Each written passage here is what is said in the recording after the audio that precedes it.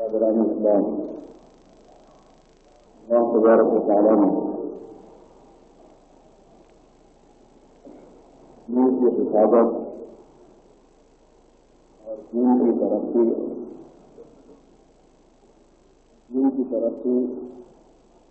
مقدار کے اعتبار سے اور دین کی ترقی معیار کے اعتبار سے ان باتوں کو دین کی محنت کے ساتھ میں وابستہ کرنا اور دین کی محنت کے فرض کے ساتھ دین کی مقدار کے اعتبار سے ترقی نہیں ہوتی، معیار کے اعتبار سے ترقی نہیں ہوتی، اور جو دین زندگیوں میں ہے پہلے سے وہ محفوظ نہیں رہتا، جو نقصان ہے دین کی محنت نہیں کرنی۔ اور دین کی محنتیں مختلف قسم کی ہوتی، ایک ہے دین کے تقاضوں سے متعلق محنت اور ایک ہے دین کے پھیلنے سے متعلق۔ تو دینی ماحول آئے گا تو اس سے تقاضے پیدا ہوں گے، ایک ان تقاضوں سے متعلق محنت ہے، ایک ہے دین پھیلنے سے متعلق محنت، جس کو حضرت ریاض صاحب رحمۃ اللہ علیہ کی تعبیر میں یہ کر سکتے ہیں کہ ایک ہے بنیاد بنانے کی محنت اور ایک ہے بنیاد کے پڑ جانے کے بعد میں اوپر عمارت کے مختلف تقاضوں کی محنت۔ جب کوئی بنیاد ڈال دی جاتی ہے، پلر کھڑے کر دیے جاتے ہیں، تو پھر فہم بھی چاہیے، دیوار خانہ بھی چاہیے، باتھ روم بھی چاہیے، کھانے پینے کی جگہ بھی چاہیے، مہمانوں کے استقبال کی جگہ بھی چاہیے، آرام کی جگہ بھی چاہیے، کھڑکیاں بھی چاہیے، دروازے بھی چاہیے۔ ان کے تقاضے کہتے ہیں ایک بنیاد سے جس پر یہ سارے تقاضے پیدا ہوتے ہیں اور جس پر یہ تقاضوں کو پورا کرنے کی نوبت آتی ہے۔ تو دین کے پھیلنے سے متعلق جو محنت ہے اس میں یہ خصوصیت ہے، مسلمانوں کو دین کے پھیلنے سے متعلق محنت میں سستی کی عادت ہو گئی اور غفلت کی عادت ہو گئی۔ دین کے پھیلنے کے لیے وقت لگانے کی محنت، مال لگانے کی مال کی قربانی، اس کا مزاج بھی ختم ہو گیا تھا، اس کی عادت نہیں رہی۔ ہاں یہ ہے کہ مسلم معاشرہ اور مسلمان کی جگہ پر جمع ہوں تو مسجدوں کے بنانے کے تقاضے جیسے آ گئے ہیں تو پہلے بھی آتے تھے، اس میں مسلمان چلے مسجدوں کو بنانا ایک تقاضا ہے، مدرسوں کو بنانا ایک تقاضا ہے۔ جو بات ہے کہ محنت ہونے کی صورت میں یہ تقاضوں میں بھی برکت ہوتی ہے، اضافہ ہوتا ہے، پہلے اس میں بھی کمی ہوتی تھی، مگر کسی درجے میں مسلمانوں کو اس کا شعور تھا کہ کوئی مسجد بن رہی ہو تو پیسے دینا چاہیے، کوئی مدرسہ چل رہا ہو بن رہا ہو تو تعاون کرنا چاہیے، کوئی دواخانہ تعمیر ہو رہا ہو تو اس میں حصہ لینا چاہیے مسلمانوں کے بعد، کوئی رسائی کام ہو رہا ہو تو اس میں حصہ لینا چاہیے، مسلمانوں کے فائدے کی چیز ہے۔ لیکن کچھ مسلمانوں میں دین کا شعور کس طریقے سے زندہ ہو، دین پر چلنے کا جذبہ کیسے مسلمانوں میں پیدا ہو، اس کے لیے جو محنت کی اس سے واقفیت نہیں رہی، یہ بھی ایک خاص قسم کی محنت کا ہے۔ مزاج نہیں رہے گا تو کہاں سے یہ چیز پیدا ہوگی؟ یہ جو دعوت تبلیغ کی محنت ہے میرے دوستوں بھائیوں، یہ محنت دراصل اس شعور اور فہم کو پیدا کرنے والی اور مزاج بنانے والی ہے۔ جب آدمی ایمان کی بنیادوں کو مستحکم کرے گا اور جب آدمی عبادت کی بنیادوں کو مستحکم کرے گا، عبادت کے جذبات کو پیدا کرے گا اپنے اندر، اور فضائل والا علم جن کا تعلق اعمال کی قدر قیمت سے اور اعمال کے ذریعے سے حق تعالیٰ کے تقرب اور رضامندی سے ان سے واقفیت حاصل کرے گا۔ جب آدمی اللہ کے دھیان اور اللہ کے خوف کے ساتھ چلتا ہوگا، جب آدمی کو اپنے اخلاق کے درست کرنے کی فکر ہوگی اور اخلاق کے درست نہ ہونے کی صورت میں ایسی مصیبت پیش آئے گی پوری دنیا میں بھی اور اس کے بعد میں بھی اس کے انجام سے اس کی واقفیت ہوگی۔ جب آدمی اللہ کی رضامندی کے لیے صرف اللہ کی رضا اور خوشنودی کے لیے کسی کام کو کرنے کے ذریعے سے لے کر چلے گا، اس سے جو مزاج بنتا ہے وہ ہوتا ہے کہ جس سے آدمی میں موجودہ دین کی حفاظت ہوتی ہے، جتنا دین ہے وہ محفوظ ہو، اور اس پہلے اقدام کے بعد جو دوسری چیز یہ ہوتی ہے کہ دین پھیلتا ہے، 1 سے 2، 2 سے 4، 4 سے 8، 8 سے 12 اور 16 یوں بنتے ہیں۔ جو دین محفوظ ہے اس کا معیار بڑھتا ہے، یعنی اس کی کوالٹی میں اضافہ ہوتا ہے، کوانٹٹی بھی بڑھ جاتی ہے اور کوالٹی بھی بڑھ جاتی ہے۔ دین کا معیار ایک بالکل الگ چیز ہے۔ اب ہم لوگوں کا مزاج یہ ہے کہ دین پر نہیں ہے، اگر کوئی آدمی نماز پڑھتا ہے، روزہ رکھتا ہے، زکات دیتا ہے، کچھ وضع خطا کی اصلاح کر لیتا ہے تو دیندار ہو گیا۔ حالانکہ یہ دینداری جیسے کچھ اپنی حقیقت کے اعتبار سے ہے، حقیقت کے اعتبار سے جو اس کی کھوکھلاپن ہے، جو اس کی بوسیدگی ہے، جو کمزوری پائی جاتی ہے، اس کا خود ہمیں اقرار ہے کہ ہمارا جو دین ہے وہ کتنا کمزور ہے، اس لیے کہ جتنا طاقتور دین ہوگا اتنا خدا کے وعدوں کو کھینچ لے گا اور اللہ پاک کے وعدوں کا ظہور ہوگا۔ اور قرآن کریم میں اور احادیث شریفہ میں جو اللہ پاک کے وعدے ہیں ان کا ظہور نہیں ہو رہا، تو اس کا مطلب یہ ہے کہ جو دین ہے وہ بھی کمزور ہے، جو نہیں ہے وہ تو نہیں ہے لیکن جو ہے وہ بھی کمزور ہے۔ تو دین کا معیار بڑھتا ہے دین کی محنت سے۔ معیار کو بڑھنے کی ایک مثال سے سمجھیے آپ بات، اس میں تو مرکز نظام الدین میں رمضان میں تراویح کے بعد چائے پی کے پانی کھا لیتے ہوئے میں اندر داخل ہو رہا تھا، تو اس میں نے دیکھا کہ ایک صاحب جو مرکز کے مسلمین میں سے ہیں، جن کے ذمہ کاٹ وغیرہ کا انتظام ہے، وہ اپنی اہلیہ کے ساتھ میں اندر تشریف لے جا رہے 11 ساڑھے 11 بجے، 11:30 اور 12 کے درمیان کا وقت ہے رات میں رمضان میں۔ تو میں نے ان کو پوچھا کہ وہ خیریت سے کہا رہا تھا، اس وقت اب اہلیہ کے ساتھ گھر میں جا رہے ہیں، مرکز میں جو خواتین ذمہ دار دفترت رہتے ہیں آیا ان کی طبیعت وغیرہ سب ٹھیک ٹھاک ہے۔ تو انہوں نے مجھ سے فرمایا کہ بھائی یوسف کالونی صاحب، بھائی آپ کو نہیں پتا کہ یہاں کیا ہوتا ہے رات میں؟ مجھے نہیں پتا۔ تب انہوں نے مجھے بتایا کہ جو صاحبزادے ہیں وزیر صاحب نام برکات ہوں، یہ نسلوں میں اب 12 بجے کے بعد 10 پارے قرآن شریف سناتے ہیں اور تراویح وہی پڑھائے تھے ہم، تراویح کو انہوں نے پڑھایا تھا کہ نسلوں میں 10 پارے پڑھاتے ہیں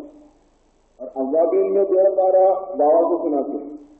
اور تہجد میں 2 پارے کے والد صاحب پڑھاتے ہیں۔ اور جو لوگ وہاں گزرتا کو دیکھتے ہیں ان کا پتا ہے کہ ان کی کیسی پرسنالٹی ہے، کیسے ہیوی ہے، موٹے بھی ہیں، کھڑے ہو کے پڑھنا مشکل ہے، جو سب کچھ ہے۔ اس کے باوجود دین کا معیار جو کیا، ایک قرآن پاک کی تلاوت کا معیار ہمارا تمہارا بھی، ایک ان لوگوں کا بھی، یہ فرق ہوتا ہے۔ کام میں جو فرق ہوتا ہے، ذکر تسبیح میں جو فرق ہوتا ہے، تقوی طہارت میں جو فرق ہوتا ہے، خشوع خضوع میں جو فرق ہوتا ہے، اور جو اخلاص کا فرق ہے، جو قلبی باریکیوں کا فرق ہے، وہ تو ظاہر نظر نہیں آنے والی چیز ہے۔ اخلاص اور استخلاص کا جو فرق ہے وہ تو نظر نہیں آنے والی چیز ہے، جو نظر آنے والے اقدار ہیں ان میں یہ فرق آ جاتا ہے۔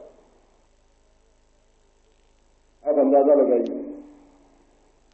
ایک مرتبہ پھر امیر محترم بھی تھی، اس سے میں نے سنا یہ مسئلہ یہ قصہ کہ ان کے گھر میں سے کہیں تھی وہاں نظام الدین مرکز نظامت، وہاں جو ہے جہاں حیدرآباد کے جو پہچانت والے دلی میں ہیں انہوں نے دعوت کی، جہاں سے اس میں حیدرآباد آندھرا پردیش کے امیر صاحب کے گھر والوں نے، تو انہوں نے وہاں گھر والوں نے وہاں سفروں نے کہا کہ وہاں گھر کو جا کے ناشتہ کرنے کی اجازت نہیں ہے، نہیں ناشتہ کرتے، البتہ یہ ہے کہ وہ وہاں سے لا کے یہاں کرا دیں، یہ دعوت تمہاری منظور ہے لیکن تمہارے گھر جا کے دعوت قبول نہیں ہوتی، بلکہ یہاں لا کے کھلا دیں، ان کو جو کچھ بھی کھلانا۔ اب جناب والا وہاں سے آ گیا ناشتہ، اب اس میں کھچڑی بھی ہے، اپنا قیمہ بھی ہے، اور کٹا بھی ہے، اور پاپڑ بھی ہے، اچار بھی ہے، پراٹھا بھی ہے، ساری چیزیں جو ہمارے یہاں کچھ سے کم لوگ ناشتہ ہوتا ہے وہ سب ہے۔ تو وہاں جو نظام الدین کی جو سرپرست خواتین ہیں وہ دیکھتی رہی، ظاہر کہ جس کی دعوت تھی وہ تناول کیا اور قصہ ختم ہو گیا، آ گیا مسئلہ۔ جب یہ واپس آنے لگی تو ان سے پوچھا امی جان نے، میں اس طرح سے لالے کے اہلیہ نے، کہ بیٹی تم روزانہ قرآن شریف کتنا پڑھتی ہے؟ یہ بیٹی ان کو بیٹی کہتی ہے، یہ اس کو امی جان کہتی ہے۔ انہوں نے کہا کہ بھائی کام کاج ہے اور والا سب ہے، اس کی مصروفیت ہے، اس کے ساتھ ساتھ الحمدللہ 12 سوا 12 نہیں پڑھ لیتے ہیں، ایسا کچھ فرمایا تھا میرے ساتھ، یہ پورا یاد نہیں، غالباً یہی کہا تھا کہ اس 12 سوا 12 میں پڑھتے ہیں۔ تو اب ہمارے پاس اگر کوئی 1 سوا 12 روزانہ پڑھے ہوگی خاتون، تو کتنا معیار بلند ہے اس کی دینداری سے۔ اپنے لوگوں میں سے کتنے پہلے لے گئے ہمارے سمجھ میں آئے گی بات، ہمیں تو بس یہاں پر جلوہ کرنا ہے یہ کتنے روزانہ قرآن شریف پڑھتے ہیں؟ جب بیچارے خواتین کا تو ٹھکانا نہیں کیا ہے، اس میں بھی اگر کوئی اتنا پڑھنے والی ہو تو 12 مسجد ان کا دینی معیار بہت بلند ہے ہمارے حساب سے ایک مہینہ میں. لیکن جب انہوں نے کہا کہ میں ایک پارا 2 پارا پڑھتی ہوں، تو وہاں مرکز کی خواتین نے کہا کہ اگر ایسے ایسے ناشتے کرو گے تو پھر اتنا ہی پڑھ سکو گے. یعنی یہ تو تاریخ کی بات تھی ہمارے حساب سے، مگر وہاں کے حساب سے یہ تاریخ کی بات نہیں بلکہ مذمت کی بات ہے. ایسے ایسے ناشتے میں رہو گے تو پھر اتنا ہی پڑھ سکو گی، پھر اس سے زیادہ کیا پڑھ سکو گی؟ تو پھر انہوں نے پوچھا کہ اچھا امیان کتنا پڑھنا چاہیے؟ اور فرمایا کہ بھائی اگر آدم سارے بھی روزانہ نہیں پڑھے تو پھر کیا پڑھی ہوئی؟ اس کو بولتے ہیں یہ بات میں معیار سمجھانے کے لیے عرض کر رہا تھا کہ معیار کا مطلب، کوالٹی کا مطلب کیا ہوتا ہے؟ قبل طہارت کی کوالٹی، اس کے اندر جو باریکی ہے اس کا لحاظ.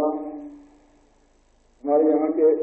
دعوت کے ذمہ داروں سے میں نے کئی مرتبہ یہ قصہ سنا کہ یہاں سے یا کہیں اور خواتین وہاں پہنچی ہوئی تھی نظام الدین، وہاں کو ذمہ دار خواتین انہوں نے فرمایا کہ بیٹی اپنی کسی خادمہ سے یہاں سے جو پہنچی ہوئی تھی ان سے کہ بیٹی ذرا پانی پلا دو. انہوں نے ایک گلاس دیا پانی لینے کے لیے، تو وہاں تو وہ فرمانے لگی کہ نہیں اس گلاس میں نہیں بلکہ دوسرے گلاس میں دے دو. انہوں نے کہا کہ اس میں کیا آ رہا ہے، یہ گلاس اچھا ہے صاف ستھرا ہے میں اس میں دیتی ہوں. انہوں نے کہا نہیں اس میں نہیں دوسرے میں دے دو. جب انہوں نے پوچھا کہ آخر پوچھا کیا ہے دوسرے میں کیوں دے اس میں کیوں نہیں دے، تب وہاں کے خواتین نے یہ فرمایا کہ قصہ یہ ہے کہ کچھ لوگ ہمارے پاس آئے ہوئے تھے، انہوں نے دیکھا کہ یہاں مہمانوں کی آمد بہت زیادہ ہے، تو انہوں نے ایک سیٹ جو ہے جگ اور گلاسوں وغیرہ کا یہاں رکھوا دیا اور کہا کہ آپ کے پاس آنے والے مہمانوں کے کام آئے گا، اس کو قبول کرنا ہے.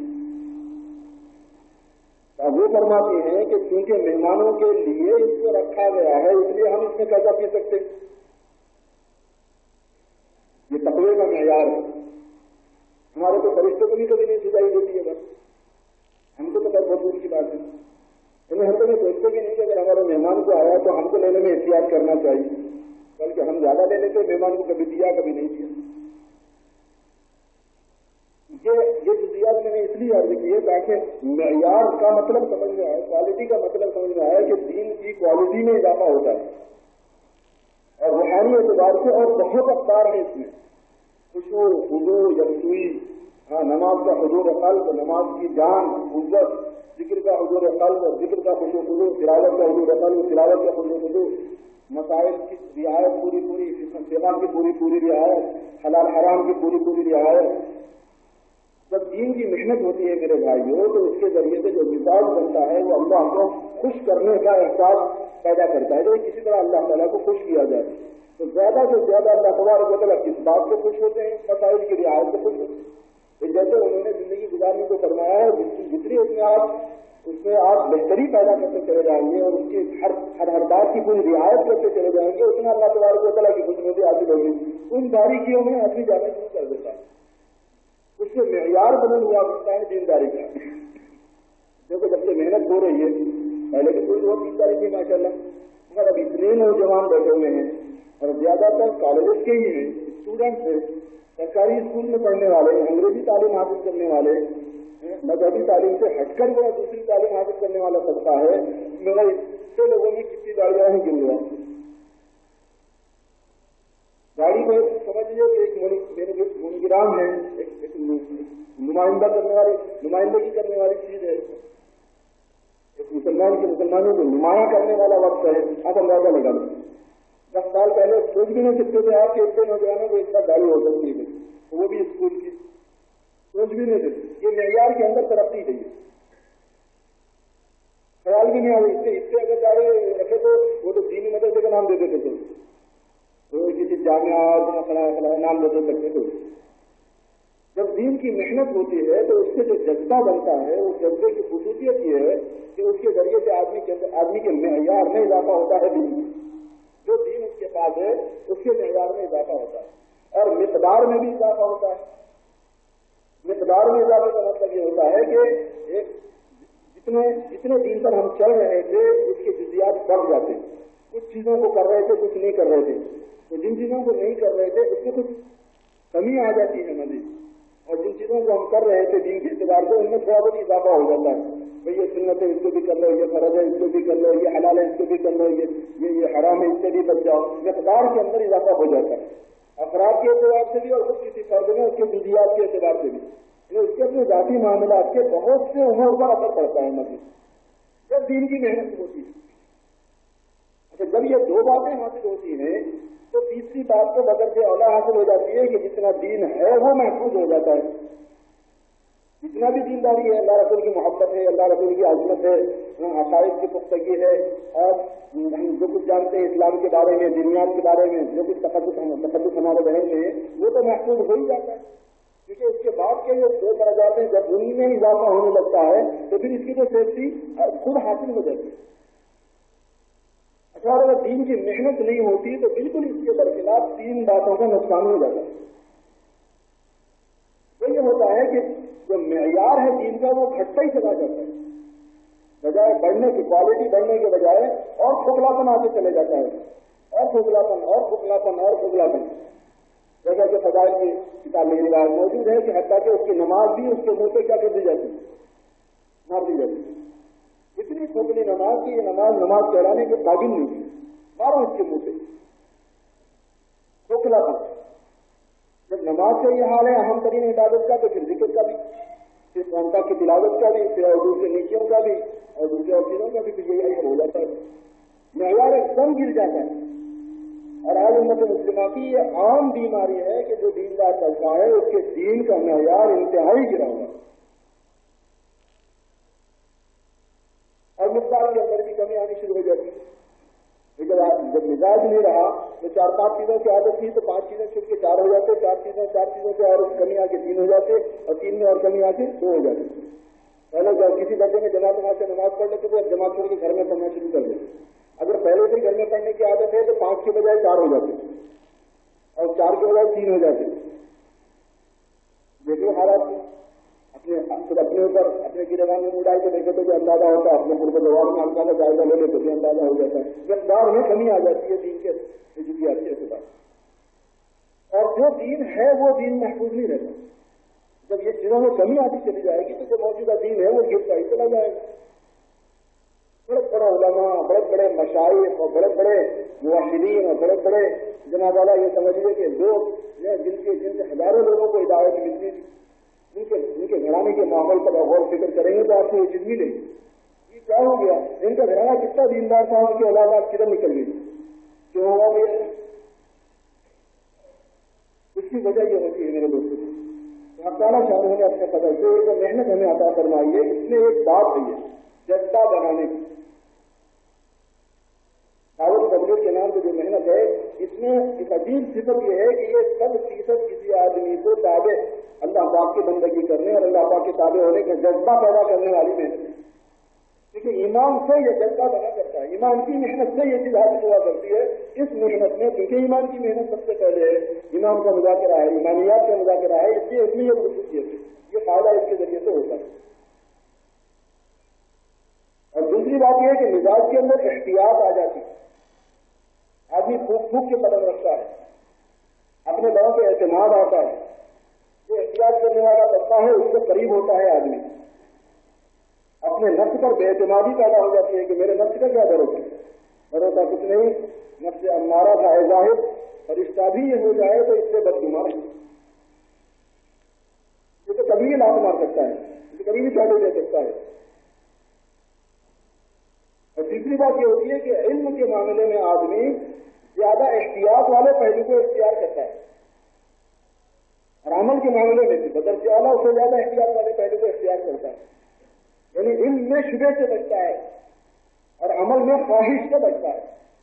ہر وہ علم جس کے اندر شبہ شامل ہو جائے تو پھر اس علم میں جان نہیں رہتی، اور ہر وہ عمل جس میں شہوت شامل ہو جائے تو اس عمل میں جان نہیں رہتی۔ شہوت سے مراد خواہش ہے، چاہے جان کی خواہش، چاہے مال کی خواہش، چاہے عزت کی خواہش، چاہے لوگوں میں درجہ بننے کی خواہش، لوگوں میں اپنے عمل کی نمایاں ہونے کی خواہش، کسی طرح کی جانی مالی جاہی باہی خواہش جب عمل میں شریک ہو جاتی ہے تو عمل کھوکھلا ہو جاتا ہے، اور علم میں شبہ اور اتباع کی لہر آ جاتی ہے، شک اور احتیاط کی لہر آ جاتی ہے، خودرائی کی لہر آ جاتی ہے، اعجاب ذرائم برائیہ جس کو کہتے ہیں کہ آدمی اپنی رائے کو پسند کرے، وہ بات چل آ جاتی ہے علم کے اندر، تو پھر اس علم کی جان نکل جاتی ہے۔ اس مبارک محنت سے یہ بات ہے کہ آدمی علماء ربانی سے، مستند علماء سے کسی بات کو سیکھنے اور جاننے کا اہتمام کرتا ہے تاکہ علم میں کسی قسم کا ڈاؤٹ نہ رہے. جو صحیح راستہ علم کی حاصل کرنے کا ہے وہ لیتا ہے. اس لیے کہ اگر ایک آدمی میں علم کا تو شوق ہو جائے اور اس کے پاس اتنی عقل نہیں ہے کہ وہ براہ راست قرآن حدیث سے استفادہ کر سکے، اب والا اس نے قرآن حدیث کو ہاتھ میں پکڑ لیا، اس کا علم شک و شبہ سے محفوظ نہیں رہتا. اس لیے کہ شک شبہ کو دور کرنے والے عناصر نہیں ہوتے. براہ راست اب اس میں ایک بات قرآن شریف کی لے لی گئی، اب اس میں کون کون سی باتوں کی رعایت دوسری جگہ سے ہے اس کو کیا معلوم، اس میں تو نہ پڑھا ہے نہ لکھا ہے. ایک حکم ہے اس کے اور کون کون سے شرائط ہے وہ کہاں کہاں موجود ہے اس غریب کو کیا معلوم ہے. یہ حکم کس موقع پر اترا تھا اس کو کیا معلوم ہے. اس حکم میں جو پہلو پائے جاتے ہیں وجود کے کرنے کے ایک قسم کے کوئی ہوتے ہیں. ایک ہی بات ہے اس میں اس کام کو کرنے کا حکم دیا گیا وہ فرض ہوتا ہے. ایک اور بات ہوتی ہے اس میں بھی کرنے کا حکم ہے مگر وہ فرض نہیں بلکہ واجب ہوتا ہے. ایک اور بات ہوتی ہے اس میں بھی کرنے کا حکم ہے وہ واجب بھی نہیں رہتا بلکہ سنت رہتا ہے. ایک اور بات ہوتی ہے اس میں بھی کرنے کا حکم ہے وہ واجب بھی نہیں سنت بھی نہیں بلکہ مستحب رہتا ہے. ایک اور بات ہوتی ہے جس میں کرنے کا حکم دیا جاتا ہے مستحب بھی نہیں بلکہ مباح ہوتا ہے. ایک اور بات ہوتی ہے جس میں کرنے کا حکم دیا جاتا ہے وہ مباح بھی نہیں ہوتا بلکہ ان کو ضرورت جائز ہونے کی اجازت اس میں پائی جاتی ہے. ضرورت کے وقت میں جائز ہونے کو بتانے کے لیے ہوتا ہے. ابھی کل کا قصہ ہے، ایک صاحب مجھ سے کہنے لگے کتاب کھڑے ہو کے پیشاب کرنے میں کوئی حرج نہیں، اور یہ بات سمجھ میں بھی آتی ہے. وہ اوپری بول رہے ہیں، یہ بات سمجھ میں بھی آتی ہے، اس میں لاجک بھی ہے، واقع میں اس میں حرج کیا بات ہے. اگر آدمی کیئرفل ہو اور شکشے کے اٹھے نہ ہو اس میں کوئی حرج بھی نہیں ہوتی. اب ایسے لوگوں کا عام طور پر کیا ہوتا ہے کوئی حدیث ذہن میں ہو جاتی ہے. اگر ایک مرتبہ حضور اکرم صلی اللہ علیہ وسلم سے یہ واقعہ پیش آ گیا تھا، مگر یہ ہے کہ یہ تو علماء کا کام ہے کہ اس واقعے کی ترجیح میں جاتے ہیں کہ آخر یہ واقعہ کبھی آپ سے نہیں ہوا، ایک مرتبہ کیوں ہوا، اس بارے میں اور کوئی بات پائی جاتی ہے یا نہیں پائی جاتی. میرے سامنے انہوں نے کہا تو میں نے کہا حضور صلی اللہ علیہ وسلم کی ایک ہے آپ کا عمل اور ایک ہے آپ کا ارشاد. آپ نے عمر رضی اللہ تعالیٰ عنہ سے فرمایا کہ یا عمر لا تقل قائما، عمر کھڑے ہو کے پیشاب نہ کرنا کبھی. اور عمر کا بیان ہے کہ فماد القائم من بعدہ، میں نے پھر ابداً کبھی بھی پھر میں نے کھڑے ہو کر پیشاب نہیں کیا. اب ایک ہوتا ہے کہ حضور صلی اللہ علیہ وسلم نے جو عمل کو انجام دیا تھا، آپ اس وقت میں علیم تھے، آپ کے گھٹنوں میں تکلیف تھی یا وہ جگہ بیٹھنے کے قابل نہیں تھی، وہاں پہ کیچڑ تھا، وہ جگہ ایسی تھی کہ پیشاب پیچھے کی طرف آتا تھا. ایسی دسیوں توضیحات محدثین کرتے ہیں اس میں. اس وجہ سے ایک عارض کی وجہ سے کوئی بات پیش آئی تھی، اور یہ جو بات پیش آئی تھی نہ فرضیت کو، نہ وجود کو، نہ استحباب کو، نہ سنت کو، بلکہ ضرورت کے موقع پر وجہ جواز کے لیے چیز آیا کرتی ہے. تو اب یہ تو اسی کو معلوم ہو سکتا ہے کہ کام کرنے کا اگر ہے تو آخر کون سے درجے کے کرنے کا ہے اور کن کن شرائط کے بعد میں کرنے کا ہے، اور کوئی کام نہیں کرنے کا ہے تو آخر کون سے درجے کا نہیں کرنے کا ہے اور کن کن صورتوں میں پھر حکم اس کا بدل جاتا ہے. یہ ساری تفصیلات نصوص میں ایک جگہ موجود نہیں ہوتی، یعنی قرآن پاک میں کسی ایک جگہ موجود ہو جائے ایسا نہیں ہے. احادیث شریفہ میں جہاں مسائل کا بیان ہے وہاں کسی ایک جگہ موجود ہوتا ہے ایسا نہیں ہوتا. یہ بات پھیلی ہوئی ہے. اب یہ بات پھیلی ہوئی ہے تو کہاں ہے اس کا دوسرا حصہ، یہ کیسے پتا چلے گا کسی عام جنرل آدمی کو. اب آدمی کو یہ شبہ ہوتا ہے کہ میری عقل سلیم ہے، اور عقل سلیم اللہ نے اسی لیے دی ہے کہ بس قرآن پڑھو سیدھا اور سمجھو، حدیث پڑھو سیدھا اور سمجھو، اس کے بعد میں اس پر عمل کرو. تھانوی رحمۃ اللہ نے بڑی اچھی بات لکھی ہے کہ لوگ اپنی عقل کو عقل سلیم کہتے ہیں، حالانکہ سب عقل سقیم والے نہیں ہیں، کیونکہ عقل سلیم جو ہے اس کی کچھ علامتیں ہوں گی، اس کی کچھ تعریف بھی ہوں گی. یہ فرمایا کہ عقل سلیم وہ ہے کہ جس سے کبھی گناہ کا صدور نہ ہو. عقل سلیم سے کبھی گناہ نہیں ہو سکتا. جان بوجھ سے ہو کہ یہ غلطی ہے پھر وہ غلطی نہیں کرتے. ہاں کنفیوژن ہو گیا تو ہو سکتا ہے پھر. اب یہ غلطی نہیں رہی، اب اس کو کر سکتے ہیں، اب حکم کا ٹائم ختم ہو گیا، اس قسم کی کوئی بات پیدا ہو جائے، اشتباہ پیدا ہو جائے، پھر تو غلطی کو ضرور ہو سکتا ہے. مگر یہ غلط ہے کہ اللہ کی نافرمانی ہے، اس کو نہیں کرنا چاہیے. پھر بھی ایک آدمی کرتا ہے اور اس کے بعد عقل سلیم بھی ہے. وہ عقل سلیم جو قرآن حدیث کے فہم کے لیے کافی ہوتی ہے تو وہ کافی، وہ عقل سلیم کافی نہیں ہے جس کے بعد گناہ کا صدور ہو جائے. اب بتاؤ جو لوگ عقل سلیم ہونے کا دعویٰ کرتے ہیں کہ بھائی عقل سلیم پھر کائے کے لیے اگر قرآن حدیث سمجھنے کے لیے نہیں ہے تو سلیم ہے کیا؟ اس درجے کی عقل سلیم دنیا کی معمولی باتوں کو سمجھنا آسان نہیں ہے. آخر یہ کالجز کے اندر یونیورسٹیز میں جو داخلہ لیا جاتا ہے اور برکھا برس تک کسی استاد کی شاگردی میں پڑھنے پڑھانے کا سلسلہ ہوتا ہے وہ مضامین اگر کے جی اور اپر کے جی کے بچوں کو یا وہ بالکل جو پڑھائی نہیں کبھی اسکول گیا ہی نہیں لیکن بالغ ہو گیا آپ اس کو سمجھانا چاہے تو سمجھ سکتے ہیں. حساب کتاب کے مضامین کیمسٹری کے مضامین اور بنا والا اور سائنس کے مضامین اور یہ مضامین وہ مضامین آپ سمجھا سکتے ہیں کہ ان پڑھ کو بالکل. حالانکہ اس کے عقل تو ٹھیک ہی ہے نا مطلب پاگل تو نہیں ہو. عقل سلیم کا مطلب یہ لوگ لیتے ہیں کہ پاگل نہیں ہو. جب پاگل نہیں ہے تو پھر سمجھاؤ پھر اس کو کیمسٹری کے مسائل سمجھاؤ پھر اس کو سائنس کے مسائل سمجھاؤ اور پھر جناب اس کے دوسرے مسائل سمجھا پھر کیا ضرورت ہے اس کو لائن سے کے جی سے پڑھا لے جانے. اس کا مطلب یہ ہوتا ہے کہ مضامین جو ہوا کرتے ہیں بھاری ان کو پہلے سے آدمی کو پریپیئر کرنا پڑتا ہے. اس کے بہت سے مقدمات ہیں جن کی تیاری کرنی پڑتی ہے. اس کے بعد وہ معیار مینٹین ہوتا ہے اس پر پہنچتا ہے آدمی کے اس کے بعد پھر وہ بات کو لے سکتا ہے. یہی حال قرآن حدیث کی تفصیلات سے متعلق ہے. جو قرآن حدیث کی تفصیلات بھی اسی وقت انسان لے سکتا ہے جبکہ اس کے ضروری مقدمات کو وہ سیکھ چکا ہو اور اس کے اسباب کو وہ جمع کر چکا ہو. اس دعوت والی محنت کے ذریعے سے آدمی کو یہ عقل درست ہو جاتی ہے. اس میں آدمی یہ کرتا ہے کہ پھر صحیح بات کو جہاں سے ملنے کا اعتماد ہوتا ہے وہاں سے وہ صحیح بات لیا کرتا ہے. یہی وجہ ہے کہ علماء نے لکھا ہے کہ صحیح بات آدمی کو ملے گی کہاں سے کہ کوئی مستند ادارے کا فارغ ہو اس سے پوچھو اور جو غیر مستند ادارے کے فارغ سے پوچھیں گے یا اس کی کتاب پڑھیں گے یا اس کی کیسے سنیں گے اس کو کبھی بھی مستند بات نہیں معلوم ہو سکتی. یعنی اس میں یہ امکان رہتا ہے کہ پتہ نہیں یہ مستند ہے کیا غیر مستند ہے کیونکہ آدمی کو مستند نہیں ہے. اب کون سی مستند ہے کون سی بات مستند ہے اس کا فیصلہ وہ کر سکتا ہے جو اس سے زیادہ جانتا ہو اور یہ جو اسٹوڈنٹ ہے اس سے کم جانتا ہے. اب یہ کیسے ججمنٹ کر سکتا ہے کہ وہ اس میں کون سی مستند ہے کون سی غیر مستند ہے. ایسا آدمی کی عقل اس کو یہ پٹی پڑا دیتی ہے کہ جو اچھی بات ہے وہ لے لیں گے جو خراب بات ہے وہ چھوڑ دیں گے. ایسے بہت سے لیکچر سننے والوں کی یا کتابیں پڑھنے والوں کو کیسے سننے والوں کو میں نے سنا یہ کہتے ہوئے کہ ہر کسی کی بات سنو اور ہر کسی کی بات کو لو. اچھی بات ہے تو لے لو خراب بات ہے تو چھوڑ دو. لوگوں کا ذہن اس میں کام نہیں کرتا کہ اچھی بات کون سی ہے جس کو آپ لیں گے اس کا معیار کیا ہے آپ کے پاس کیا مراد ہے اچھی بات کا جو آپ کی عقل میں آ جائے جس کو آپ کی عقل اپیل کر لے اور جو خراب بات ہے اس کو چھوڑ دو اس سے کیا مراد ہے آپ کی وہ جو آپ کی عقل جس کو اپیل نہ کرے. اگر آپ اس بات کو معیار بنا دیں گے تو پھر تو اور بات بگڑ جائے گی. جتنے گمراہ فرقے ملت مسلموں میں پیدا ہوئے وہ لوگوں کو کنوینس کر لیتے تھے نہیں کر لیتے اچھی بات ہے بلکہ آخر فرقہ بنتا کیسا ہے جو غلط بات ہوتی ہے اس کے بھی کچھ نہ کچھ فالوور ہوتے ہی نا. کتنے گمراہ فرقے امت مسلمہ میں حضور اکرم صلی اللہ علیہ وسلم کے پیشین گوئی کے مطابق 72 فرقے گمراہ ہوں گے اور گمراہ سب وہ لوگ قرآن نہیں پڑھتے تھے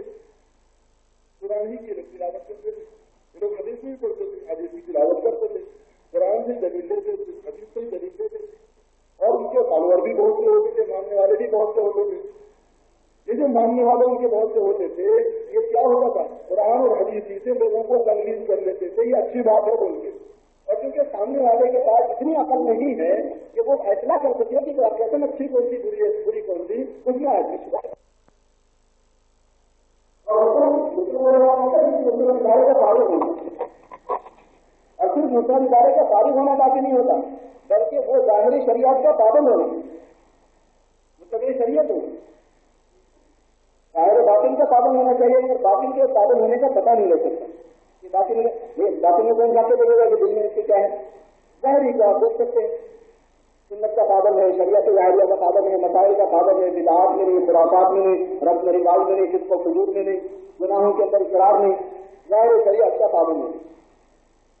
اور تیسری بات علماء نے لکھی ہے کہ وہ امانت دار بھی ہو یعنی کسی دباؤ پریشر کی وجہ سے مسئلہ بدل دینے والا نہ ہو. یہاں یہ بات ہمارے سمجھ میں نہیں آتی تھی امریکہ میں اب بہت سمجھ میں آ رہی ہے بات. وجہ اس یہ ہے کہ یہ جو لوگ وہاں پہنچ رہے ہیں تو وہاں کی سوسائٹی کا اثر لے کر مسئلے بدل دے رہے ہیں. اگر کچھ بولے تو یہ وجہ زیادہ کسی امریکہ لیکن کسی امریکہ کا ایسا حصہ چڑھا ہوا ہے کہ مسئلہ تک بدلنے کو تیار ہے. اچھے اچھے پڑھے لکھے یا تو یہ نہیں کر سکتا وہ، یا تو سچ ہونا ایڈجسٹ ہونا چاہیے، یہ ہونا چاہیے، اس کے بعد یہ دین میں اتنی سختی نہیں ہوئی، دین ایسا نہیں ہے، یہ باتیں بول کے وہ سب میرے کو وہاں جا کے پتا چلا کہ یہ جو ہمارے بڑوں میں لکھا ہے کہ وہ کسی پریشر سے مسئلے کو بدلنے والا نہ ہو بلکہ امانت دار ہو، اس کا کیا مطلب ہے؟ حالانکہ اپنی ذات میں ایک آدمی ٹھیک ہے لیکن کسی بھی دباؤ کو قبول کر کے بات میں ڈھیلا پن ہو جا رہا ہے، حق بات کو حق ظاہر کرنے میں جھجک رہا ہے، تو امانت دار ہو، دیانت دار ہو، یعنی خود ہی مستقبل صاحب ہو شریعت ہو، اور ساتھ ہی ساتھ یہ کہ مستند ادارے کا فارغ ہو، اور پھر چوتھی بات یہ بھی ہے کہ اس کے بارے میں اکثر علماء کی رائے اچھی ہو، اکثر اس لیے کہ کچھ نہ کچھ کی تو آپس میں رہتی ہے کوئی تکلیف، مگر جنرل طور پر علماء اس کے بارے میں اچھی رائے رکھتے ہیں کہ یہ آدمی مسئلہ صحیح بتاتا ہے، یہ صحیح بتا رہا ہے، اس نے یہ کتاب صحیح لکھی ہے، اس کی یہ رائے صحیح ہے، وہ متفرد نہیں ہے اپنے رائےوں کے اندر، یعنی مسئلہ اپنا ڈیڑھ کی مسجد اس کو بنانے کی عادت نہیں ہے، آگے مولوی ایسے ہوتے ہیں کہ ڈیڑھ کی مسجد اپنی بنا لیتے ہیں مسائل کے اندر، وہ نہ ہو۔ اب یہ جو شرطیں ہمارے علماء نے لکھی ہیں یہ اسی لیے لکھی ہیں کہ جب اس کے خلاف آدمی چلتا ہے تو پھر صحیح بات اس کو نہیں معلوم ہو سکتی قرآن اور حدیث کی، ورنہ ہوتا یہ ہے کہ نام قرآن حدیث کا ہوتا ہے لیکن بات قرآن حدیث کی نہیں ہوتی، کہتے ہیں کہ قرآن نہیں ہے لیکن وہ قرآن نہیں ہوتا، اور کہتے ہیں کہ حدیث نہیں ہے لیکن وہ حدیث نہیں ہوتی، حتیٰ کہ قرآن کوٹ بھی کیا جاتا ہے، پڑھا بھی جاتا ہے، مگر وہ مطلب نہیں ہوتا جو وہ سمجھ رہا ہے، ایسا ہوتا ہے، یہ وہ سمجھے کہ ایسا کیسے ہو سکتا ہے، ایسا پہلے بھی ہوا، ایسا آج بھی ہو رہا ہے، ایسا کل بھی ہوگا۔ حضرت علی رضی اللہ تعالیٰ کے زمانے میں جو لوگ علی کے مقابلے میں خروج کرنے والے اور اسے لڑنے کے لیے آ گئے تھے، ان لوگوں کا دعویٰ یہ تھا کہ حضرت علی رضی اللہ تعالیٰ نے قرآن کے مطابق فیصلہ نہیں کرتے، ہم لوگ قرآن کے مطابق فیصلہ کر رہے ہیں۔ یہ آج کا آدمی اگر سنے گا تو سب سے پہلے کیا کرے گا؟ بولنے والے کی گردن مارے گا، لیکن اس زمانے میں ان کے خلاف لڑنے کو تیار۔ اچھا، اگر حضرت علی قرآن کے مطابق فیصلہ نہیں کریں گے تو بڑا کچھ کون کرے گا؟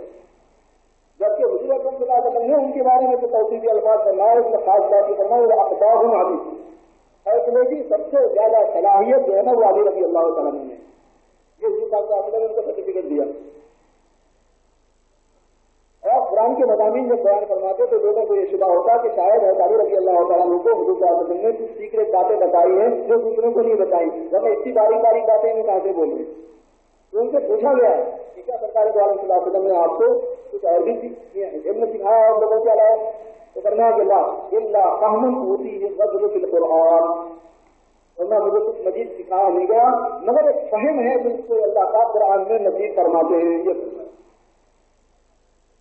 قرآن کی فہم میں یہ معیار تھا کہ صحابہ کو یہ شبہ ہو گیا کہ یہ باریکی، یہ بغاوتی، یہ نقطہ سنجی اور یہ جناب گہرائی علم کی یہ خطے ہیں، ان کو یہ لوگ جو ان کے مخالفین تھے وہ یہ تانا دیتے تھے بلکہ یہ الزام دیتے تھے، اس پر لڑنے کو آگے۔ اب یہ بتاؤ کہ ان کے مقابلے میں جو قرآن کی بات کہہ رہے تھے ان کے پاس قرآن کی آیتیں نہیں وہ لوگ کرتے تھے، تو وہ قرآن کی فہم ان کے پاس تھی یا اس کے خلاف والے کہیں اس کے خلاف والے میں نام قرآن کا لیتے؟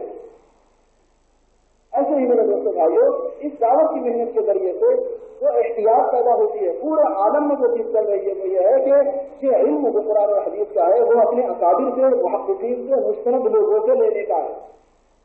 اور جس وقت یہ امت علماء سے کٹ جائے گی، علماء ربانی سے، مستند علماء سے دین کو، دین کی فہم کو لینے میں، اس وقت یہ امت قرآن حدیث سے کٹ جائے گی۔ یہ ضابطہ ہی کسی کو قرآن حدیث سے کاٹنے کا جو راستہ ہوتا ہے وہ صرف یہی نہیں ہے کہ قرآن حدیث کی بغاوت لوگوں میں کرا دی جائے، ایک یہ بھی ہے کہ علماء کو کاٹ کے قرآن حدیث ان کے ہاتھ میں دے دو، آٹومیٹکلی قرآن حدیث سے کٹ جائے۔ کیوں؟ اس واسطے کہ قرآن حدیث میں جو الفاظ ہیں ان الفاظ کے کیا مصداقات ہیں، ان کا کیا مطلب ہے، ان کا جوڑ کیا ہے، پریکٹیکلی اس کی شکل کیا بنتی ہے، یہ وہ چیز ہے کہ جس میں انسان کا واسطہ ضروری ہوتا ہے درمیان میں، اس کی تشریح اور توجیہ کے بعد۔ یہی وجہ ہے کہ حضرت صحابہ نے حضور صلی اللہ علیہ وسلم سے سیکھا ہوتا ہے، مثلا قرآن براہ راست نہیں سیکھا بلکہ حضور سے سیکھا، تابعین نے قرآن کو براہ راست نہیں سیکھا، حالانکہ وہ عربی جانتے تھے، صحابہ سے سیکھا۔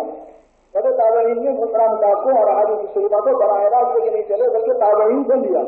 افکار تب تابعین نے تب تابعین سے لیا۔ قرآن اور حدیث وہ نصوص کی شکل میں جو اصلی چیز ہمارے پاس محفوظ ہے اس کے جو مصداقات ہیں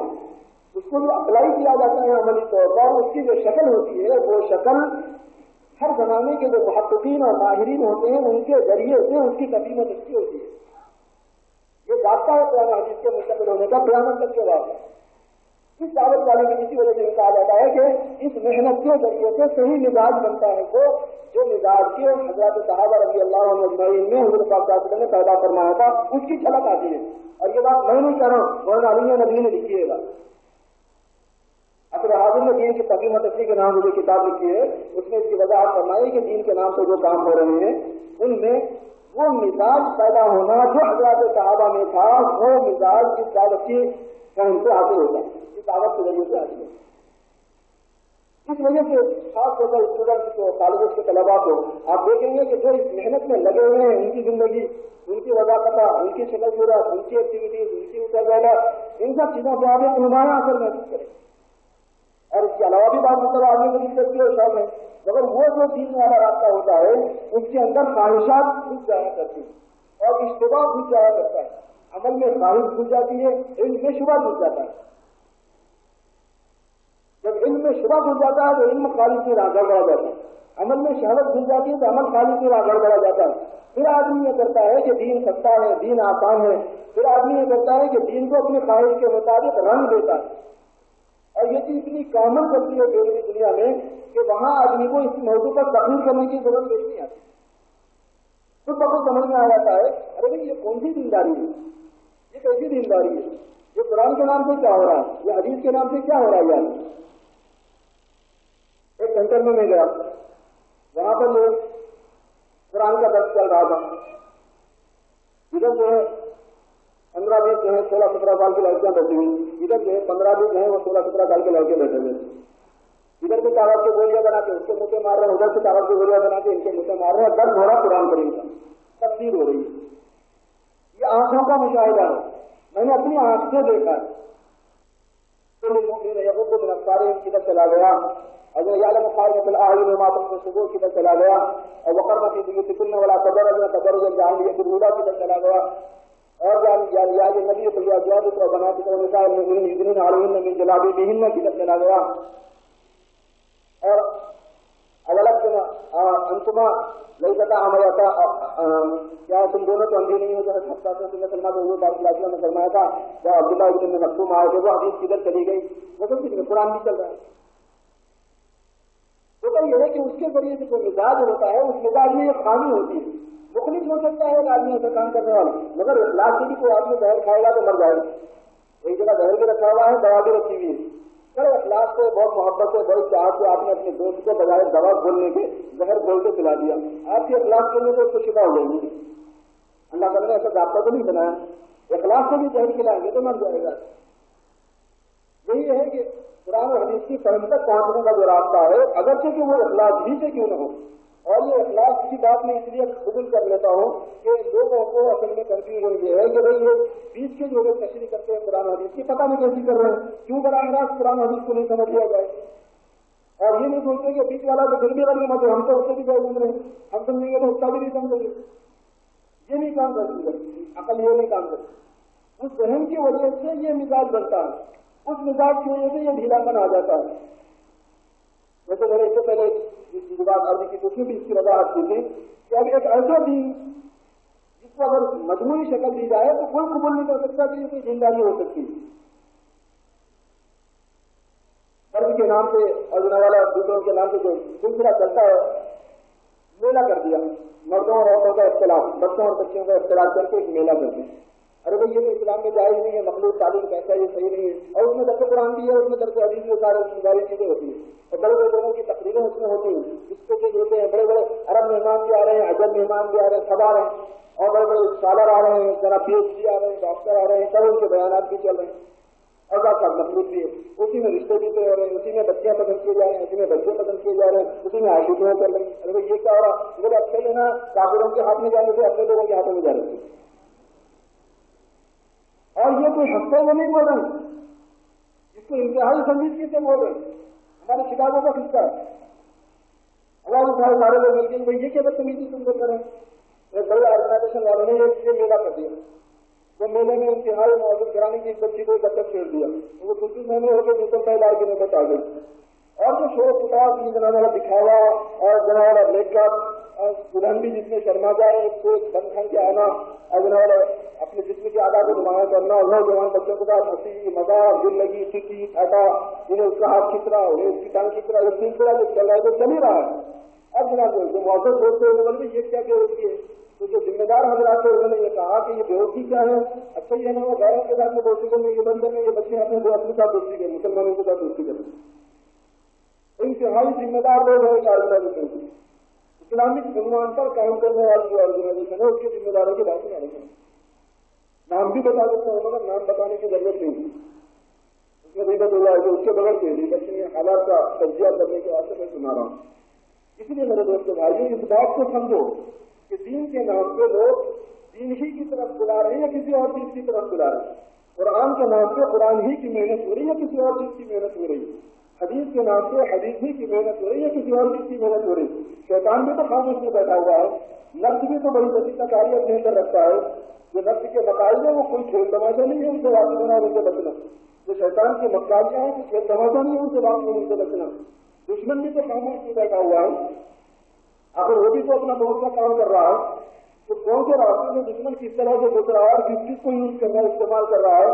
کس کو صحیح یوز کرتا ہے کس کو نہیں یوز کرتا، کیا اندازہ ہو رہا ہے اس سے مجبوری مطلب اسی میں. اسی لیے ہمارے بڑے یہ کہہ رہے ہیں خاص طور پر نوجوانوں کو کہ اخلاص کے ساتھ اور استخلاص کے ساتھ اس دعوت والی محنت کو پکڑ لو. یہ سو ایک محنت ہے جس میں بنیادی اور اساسی اعمال کا محنت ہے.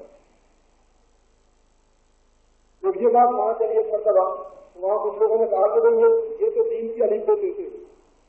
اور ہم جو کام کر رہے ہیں وہ علیف پہ سے بہت آگے کا کر رہے ہیں. بعض لوگوں کو خط ہوتا جواب دینے کا سمجھنے کا نہیں رہتا کہ بات بولنا چاہیے کچھ نہ کچھ تاکہ سامنے والے کو پتا چلے کہ ہم نے اس کا جواب دیا. کوئی کتاب آپ لکھیے تو اس کے جواب میں کتاب آ جائے گی. اس سے کہتے ہیں کہ وہ جواب ہے کیا نہیں ہے. پورا دنیا سے یہ دعویٰ کرا دیں گے کہ ہم نے اس کا جواب لکھ دیا. آپ کوئی بات کریں گے تو اس کی یہ اصل میں یہ ہوتا یہ ہے کہ اس دنیا میں آزمائش والا ماحول ہونے کی وجہ سے الفاظ کی ہیرا پھیری کرنے کا موقع ہر آدمی کو سامنے والے کو غلط دعویٰ کرا دینے. جب یہ بات امت میں چلائی جا رہی ہے کہ بھائی یہ بیسک بات ہے، بنیادی صفات پہلے امت میں آ جائیں، پہلے ایمان مضبوط ہو جائے امت کا، پہلے نمازوں کی عادت ہو جائے امت کو، پہلے علم کا مزاج اور ذوق پیدا ہو جائے امت میں، پہلے ذکر کی عادت ہو جائے امت کو، پہلے اخلاق درست ہو جائیں، پہلے ذکر کی عادت ہو جائے امت کو، پہلے اخلاق درست ہو جائیں امت کے، معاملات درست ہو جائیں امت کے، معاشرت درست ہو جائے امت کی، امت میں اخلاق آ جائے، امت کو دین کے نام پر جان و مال کو قربان کرنے کی عادت پڑ جائے. جب یہ بات چلائی جا رہی ہے اور سمجھ میں بھی آ رہی ہے لوگوں کو اور وہ قبول بھی کر رہے ہیں اور ماشاءاللہ جان و مال کی قربانی بھی دے رہے ہیں، اخلاق کو دے رہے ہیں، اپنے معاملات کی زندگی کی طرف چل رہے ہیں، معاشرت اپنی کھیل کر رہے ہیں، رہن سہن نظافت شکل صورت کھانے پینے سب میں تبدیلی اپنے لا رہے ہیں، نمازوں کی عادت ہو گئی. تو اس کو بھی کبھی آپ کے ساتھ مغرب کی نماز میں جمعہ کے دن جو پیچھے جگہ نہیں ملیں گی وہ سوچتا بھی تھا 10 سال پہلے اتنی بڑی مسجد کیا مگر اب دیکھو ماشاء اللہ میرے کو جو جگہ ملی وہ بدو کی جگہ پہ ملی مسجد کی نماز پڑھنے کی بات اس بات کی برکت ہے. جب محنت کو چلایا گیا تو لوگوں میں اس بات آنے لگی، اب دوسرے لوگوں کو یہ بچی ہونے لگی کہ سر ہاں یہ تو ہے علی کے اور ہم کو اس کے آگے کا کام کرنے کا. ارے بھائی اس کے آگے کا کام وہی کرے گا جو علی کے سے پڑھے گا، جو علی کے سے نہیں پڑھے گا اس کے آگے کا کام کیسا کرے گا. آپ ایسا کر لو 4 بچے آپ کے پاس ہوں، 2 بچوں کو تو آپ کے جی میں ڈال دو، ایک کے جی میں ڈال دو، ایک کو فرسٹ اور سیکنڈ میں ڈال دو، دونوں کا ملا دو وہ بھی، اور ایک کو تھرڈ میں ڈال دو، ایک کو فورتھ میں ڈال دو. چلتا دیکھیے انہیں بنیادی کام کر رہا تو اپن اس کے بعد کیا کریں گے، یہ بچہ بنیادی کام کر رہا تو دوسرے بچے کو اس کے بعد کیا کرائیں گے. ایسا ہوتا ایک کو کالج میں ڈال دو ایک کو یونیورسٹی میں بھیج دو، دونوں ایک ہی عمر کے دونوں بچے ہیں، دونوں کچھ بھی نہیں پڑھیں گے. علی کہتے کہ باپ کا جو کام ہے تب تم وہ کام اسی وقت کر سکو گے. میرے بھائی جب علی کہتے کہ پڑھ لو گے پہلے تو علی کہتے یوں کرو کہ تم علی کہتے سے پڑھتے رہو، ہم جن ایسا پڑھتے رہیں گے اور تم نے خود علی کہتے سے پڑھا نہیں ہے تو جن ہے تو کہاں پڑھو گے. یہ غلط فہمی دور نہیں ہو رہی امت اس میں مشتبہ لوگوں کو پریشان بھی کر رہی ہے. آپ سمجھ لو اس بات کو تو یہ واقعتاً بیسک بات ہے، اس میں کوئی شک نہیں کہ یہ امت کے اساسی اعمال ہیں. اگر اس پر امت آ جائے گی تو دوسری جو صفات قرآن و حدیث کی ہیں وہ امت میں آنے آسان ہو جائیں گے، اور اگر یہ نہیں آئیں گے تو دوسری صفات بھی نہیں آئیں گے. یہ بنیادی صفات اگر امت میں پیدا نہیں ہوں گے تو دوسری صفات نہیں آئیں گے، اور دوسری صفات کا فائدہ نہیں ہو سکے گا. یہ اخلاق نہیں ہے، کون سی چیز نفع دیگی اخلاق کے بارے؟ مسجدیں بنا ڈالو، سینٹرز قائم کر دو، بڑے بڑے دواخانے بنا ڈالو، بڑے بڑے مدرسے بنا ڈالو، بڑے بڑے رفاہی کام کر ڈالو، بغیر اخلاق کے کرو گے تو کوئی فائدہ ہوگا اس میں؟ علم نہیں ہے، جہالت کے ساتھ کرو گے فائدہ ہو جائے گا اس میں؟ کتنے لوگ ہیں جہالت کے ساتھ زکات کے پیسوں سے کتابیں چھاپتے رہتے ہیں، زکات کے پیسوں سے دواخانے بناتے رہتے ہیں، زکات کے پیسوں سے والا فرنیچر بناتے رہتے ہیں؟ ہو سکتا ہے ایسا؟ جب ہمارے فقہا کہہ رہے تحقیق کریے کہ نہیں ہو سکتا، تو جہالت کے ساتھ میں یہ پیسے لگاؤ گے تو اس کے دو نقصان ہو رہے ہیں۔ ایک تو یہ کہ تم نے گناہ کر دیا، دوسرے کہ جس کی زکات ہے اس کی ادا بھی نہیں ہوئی، وہ سمجھ رہا کہ میری ادا ہو گئی، اور جانے کے بعد میں دونوں کو ایک ساتھ جھوٹے، اس کو اس وجہ سے کہ تم نے صحیح تحقیق کیوں نہیں کی خرچ کرنے کے لیے، اس کو اس وجہ سے کہ تم نے تحقیق صحیح کیوں نہیں کی دینے کے لیے۔ جب تو دے رہا تھا امانت کے طور پر اپنی زکات تو تجھے پہلے یہ اعتماد کر لینا چاہیے تھا کہ یہ زکات صحیح جگہ پہ لگے گی یا نہیں لگے گی، اور اس کو اس کے جوتے پڑیں گے کہ جب تجھے زکات کا مال دوسروں کا لیا خرچ کرنے کے لیے تو تجھے کم از کم اتنا دین سے سیکھنا چاہیے تھا کہ یہ زکات کا مال کہاں لگتا ہے اور کہاں نہیں لگتا۔ جب علم نہیں ہوگا امت میں تو جہالت سے جو کام ہوگا اس میں نفع ہوگا، جب معاملات درست نہیں ہوں گے تو اس میں جو کام ہوگا اس میں فائدہ ہوگا۔ کوئی کام ہوگا دین کا اگر یہ بیسک بنیادی صفات امت میں نہیں ہوں گے تو دوسرے صفات سے فائدہ نہیں اٹھا سکتی امت، اور پہلے تو دوسری صفات آئیں گے نہیں، اور اگر یہ صفات ہوں گے تو دوسری صفات کا فائدہ بھی ہوگا۔ حدیث میں مضمون آیا نا کہ جو آدمی نماز نہیں پڑھتا اس کے دوسرے اعمال مقبول نہیں ہوتی۔ آج اگر عادت ہوتی ہے جو بڑی قوم کی خدمت کرتے ہیں اور بہت جناب سوشل کاموں کے اندر حصہ لیتے ہیں، خود نماز نہیں پڑھتے، اب ان سے بولے تو بولے یہ کوئی کم نماز ہوگی، میں مخلوق کی خدمت میں لگا ہوا ہوں۔ ایک ڈاکٹر صاحب کے پاس گئے، وہ ان کے پاس بجو اور ان کے ہاتھ میں اللہ نے بڑی شفا دی، بڑا اچھا ملتا، ان کو نماز کی بات کرے، انہوں کیا بولے جو لوگوں کو دوا دے رہے تھے نماز سے کم ہے، کیونکہ نماز سے کم ہے یہ پوچھ رہے، ابھی نماز سے کم ہے کہ نماز سے زیادہ ہے؟ آپ کو بولنے کا کیا حق ہے، میرے کو بولنے کا کیا حق ہے؟ اللہ کے رسول سے پوچھو نا، اللہ صاحبیت تحیت و تسلیم ان سے پوچھو، آپ کون ہو؟ جو آدمی نماز نہیں پڑھتا تو اس کے دوسرے اعمال کا جواب اس کو نہیں ملتا، اور ایمان کے بغیر کسی چیز کا اعتبار ہے، اور ایمان کا مدار ہے عقائد کے اوپر، اور عقائد کا تعلق ہے اس کی صحیح تشریح سے، عقیدے کا ایک مفہوم ہوتا ہے، عقیدے کے اندر عقیدہ جو ہے نا گمان سے ڈپینڈ نہیں کرتا، تخمین اور گمان سے تعلق نہیں ہے عقیدے کا کہ ہمارے عقیدے میں یہ بات ہے میں ایسا سمجھتا ہوں ایسا ہوں گا، میری خود عقیدگی ہے، اس سے تعلق نہیں ہے عقیدہ کا۔ عقیدے کے لیے تو نفس قطعی چاہیے، نفس ظنی بھی نہیں چلتی عقیدے کے اندر، نفس قطعی کا مطلب بالکل کلیئر صاف بات اس بات میں جس حدیث میں جس قرآن میں ہوگی وہی عقیدے کی بنیاد بن سکتی ہے۔ دو معنی اگر کسی بات سے نکل سکتے ہوں تو بھی وہ چیز بھی عقیدے کی بنیاد نہیں بن سکتی، ایک ہی لفظ ہے قرآن میں، لیکن دو معنی اگر اس کے نکل سکتے ہوں تو پھر وہ عقیدے کی بنیاد نہیں بن سکتی۔ ایسا ہوتا ہے قرآن حدیث کی ایسی عبارتیں بہت سی ہے کہ اس میں دو مطلب نہیں کر سکتے، اس کے ذریعے ظنی ثبوت کرتے ہیں، ظنی دلالت کرتے ہیں، جیسے فصل ربی کا بلحق، نماز پڑھو اور قربانی دو، ایک جملہ ہے قرآن پاک کی آیت ہے، تو یہ قطعی ثبوت ہے، ثبوت کے اعتبار سے قرآن پاک کا کلمہ ہے، یہ بالکل قطعی بات ہے، اس میں کوئی شک شبہ نہیں، لیکن اس کا مطلب کیا ہے کہ اس سے عام طور پر نماز پڑھنے اور قربانی دینے کی تعلیم دی گئی ہے یا اس سے بقرعید کی نماز اور قربانی مراد ہے؟ اس میں دو مطلب آ رہے ہیں، سمجھ آ گئی بات؟ اسی وجہ سے بقرعید کی نماز فرض نہیں ہے، ورنہ اگر اس کے مطلب وہی ہوتا تو فرض ہو جاتی، واجب ہے۔ عقیدے میں ایسے دو معنی والا جملہ بھی نہیں چل سکتا، میں یہ عرض کرنا چاہ رہا ہوں، اسی لیے بقرعید کی نماز کے فرض ہونے کا عقیدہ نہیں کر سکتے، کیوں؟ اس وجہ سے کہ بلحر میں فصل ربی کا میں عام جنرل نماز پڑھنے اور قربانی دینے کا مضمون یہ بھی نکلتا ہے، اور ہو سکتا ہے کہ اس کی عید کی نماز پڑھ کے قربانی دینے مراد ہو یہ بھی نکل سکتا ہے، تو میں بھی میں آ گیا، ہو سکتا ہے میں آ گیا، اور جو ہو سکتا ہے میں آ گیا وہ فرض نہیں کرتا۔ تو عقیدہ ایمان کی بنیاد عقائد تیار پر ہے، اور عقائد تیار کی بنیاد نصوص قطعیہ پر ہے، اور نصوص قطعیہ میں کون قطعی ثبوت اور قطعی ये दलालत है, इसका मतलब उलमा से मुताल्लिक है, ये इसकी तस्दीक़ से उलमा वाक़िफ़ है। तो मतलब ये हुआ कि ईमान हो, नमाज हो और इल्म हो और जिक्र हो और मामला हो, मुआशरत हो और इखलास हो, ये सारी चीजें होंगी उम्मत में सही तौर पर, तो फिर दूसरे अमाल भी काम करेंगे और दूसरी सिफात भी आएंगी उम्मत में।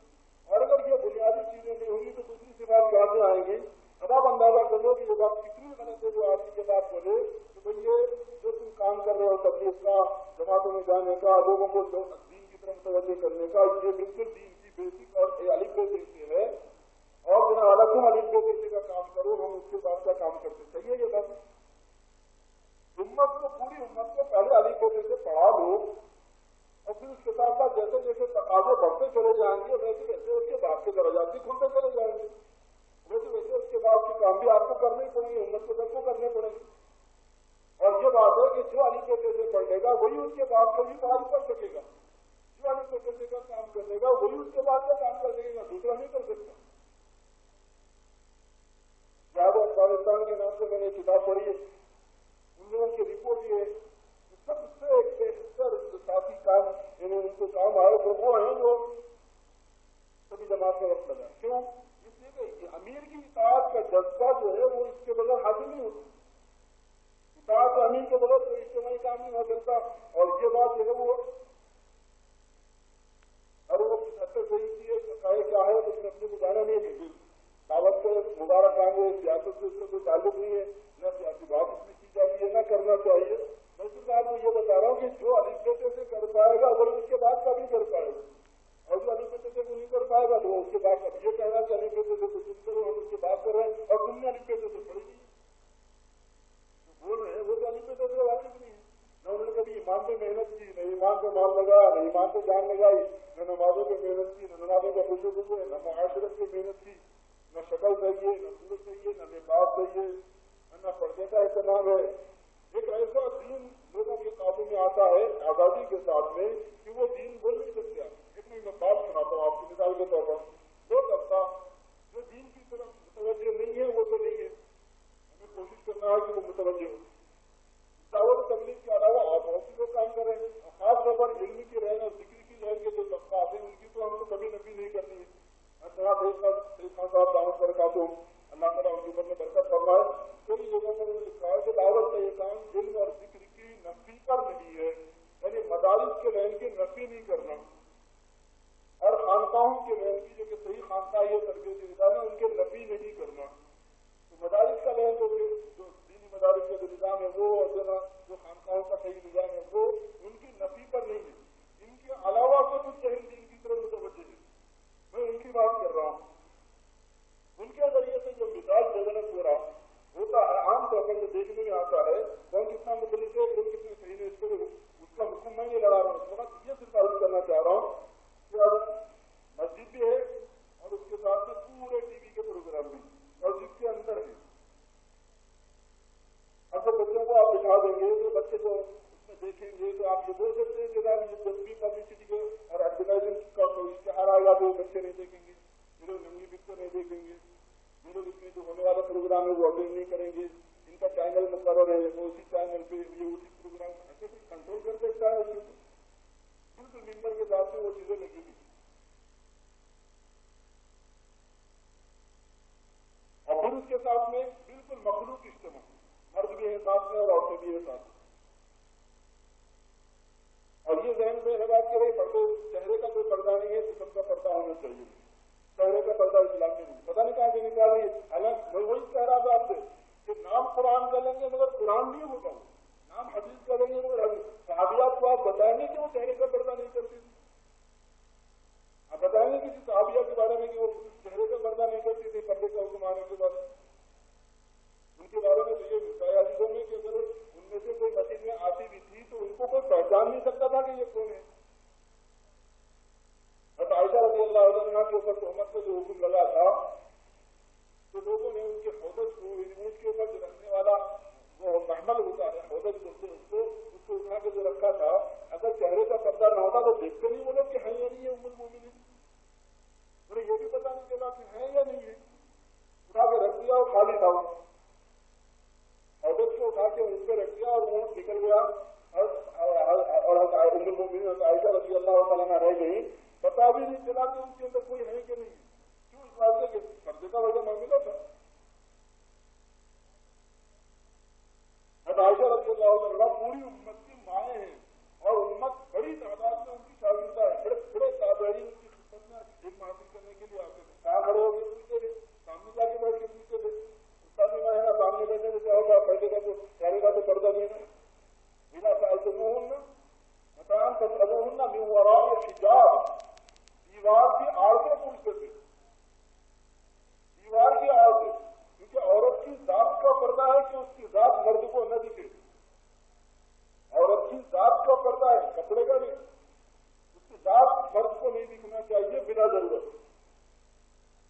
जरूरतन वो कपड़े पहनकर जा सकती है बाहर, तो कपड़ों में ये शर्त है कि उसके कपड़े भी नहीं दिखना, क्योंकि उसके कपड़े जीनत हैं। और कुरान करीम में फरमाया कि तुम अपनी जीनत को जाहिर मत करो। इसीलिए काले कपड़े को ऊपर से उड़ाने का रिवाज है। ये जो काले बुरके हैं ना, इसकी बेच क्या है? इसकी बेच ये है कि कुरान पाक में ये मजमून है कि वला युज़ीन ज़ीनतहुन्ना, अपनी जीनत को जाहिर न करो। और जीनत से मुराद लिबास हुआ करता है। और ये कुरान पाक में है, या बनी आदम खुद ज़ीनतकुम इंद कुल्ली मस्जिद, अरे आदम की औलाद तुम अपनी जीनत इख्तियार करो हर नमाज के वक्त में। और जीनत से मुराद यहाँ पर कपड़े हैं, इसीलिए नमाज के वक्त में कपड़ा होना जरूरी है। जो उलमा के इख्तियार गुजारों में तो नहीं अपनी तरफ से तफसीर नहीं करो, तफसीर की राय नहीं होती है। जो मुफस्सिरीन ने लिखा है मुख्तलिफ तौजीहात में से एक बात ये भी सुना रहा हूँ। तो फर्क ये है कि अब बेपर्दगी के साथ, जब बेपर्दगी है तो फिर बातचीत भी है, फिर खलबत बिल अजनबिया भी है, और फिर उसके साथ में मिलना जुलना भी है, मुसाफा भी है, मक्कम की सारी चीजें। और जो लिबास पहन के भी आती हैं, तो चूंकि इस्लाम में इतना मुश्किल नहीं है, बहुत आसान है इस्लाम, ये बात बोल के चलाते रहते हैं। ख्वाहिश के साथ में दीन को एडजस्ट करना चाहते हैं, नतीजा ये है कि वो लिबास भी बगैर लिबास के ही होता है जाना जीना, उसमें पूरा दिखते रहता, वजह तो पूरी दिखते रहती है, उसमें से असली सीना भी आधा दिखता आधा नहीं दिखता, क्योंकि वो दिखाने में ही कमाल है। और ये सब कहाँ हो रहा है? थिएटर में नहीं हो रहा, मस्जिद में हो रहा है, इस्लामिक सेंटरों में हो रहा है। अब पार्टी हो रही है खाने की, और खाने की इस पार्टी के अंदर अहले किताब का जरिया हलाल है कुरान पाक में, मुताहम्मिल होगी किताब है हिंदी लगी, अहले किताब का जरिया हलाल है। सब जो किताबी गोश्त लाओ पाओ खिलाओ खाओ, झटके का हो, गैर झटके का हो, बिस्मिल्लाह का हो, बिस्मिल शैतान का हो, किसी का भी पकड़ा। क्यों कहोगे कि अहले किताब का जरिया है, और कुछ बोले तो पुराने पाक में। अच्छा, ये बोल रहे हैं ऐसा, मसला क्या चला रखा है? मसला ये चला रखा है कि भाई अगर उन्हें गलत तरीके से काटा है तो तुम बिस्मिल्लाह बोल के खाओ। पर भी नहीं है ये बात। खुद होगा, खुद जिस शहर में मैं रहता हूँ, उस शहर में हजारों मुसलमान ऐसा कह रहा है और खा रहा है। और इससे ज्यादा अफसोस की बात आपको बताऊं, अल्लाह माफ करे कि इसमें ज्यादा अरब मुल्क है, हिंदुस्तानी और पाकिस्तानियों से ज्यादा इसमें अरब मुल्क है। और उनके खाने की वजह से हमारे लोग भी खाते हैं। अरे भाई उनको तो अरबी आती है, अपने को तो नहीं आती, उनको नहीं मालूम क्या खुदा का क्या मतलब। ये बोल रहे लोग अपने पाप को पेट फाड़े तो आदमी नहीं था, चले गए वहां पे पैसों के खातिर से। अब वहां जाके जो सामने आ गए, उसमें अपनी ख्वाहिश मुझे पूरी हो रही है, तो वहां पर उनको तो अरबी आती है, अरब नेशनल, उनकी तो मादरी जुबान अरब है, उनको कुरान समझ में नहीं आता, उनको हदीस समझ में नहीं आता। जब वो लोग खा रहे हैं तो फिर अपने को क्या चलो, अपनी डिनरों में भी अपने जनाब सब चल रहा है। तो खाता मेरे को कुछ पूछना है, अभी इसको बड़ा सफर समझते तो हो भाई, इसको बच्चे ने कुछ बोला और मैं भी क्रिटिसाइज कर दिया, और मैंने भी क्वेश्चन कर दिया, मैंने भी सामने वालों को जनाब खामोश कर दिया। अगर सामने वालों को खामोश कर दिया तो वो कुछ कर दिया, सारी है, किसी को ज्यादा कुछ बोलने आता, किसी को कम बोलने आता, किसी को बड़ा हाजिर होता, किसी को नहीं रहता। इसका ताल्लुक हकोबाती से होता है। तो यही हर एक आदत होती है हाथ उठा के फर्क बोल रही थी, मेरे को कुछ बोलना है। अब बोला वाला एक ठाकुर खातून कहने लगे मुझे कुछ कहना है। अब वो कहने लगे कि बात पुराना आदमी को समझने को वास्ते, अमल करने को वास्ते, और पुराना आदमी को अगर अरब नहीं समझेगा तो फिर और कौन समझेगा? उनकी तो आदमी जुबान जो बहन लोगों का एक बात आई,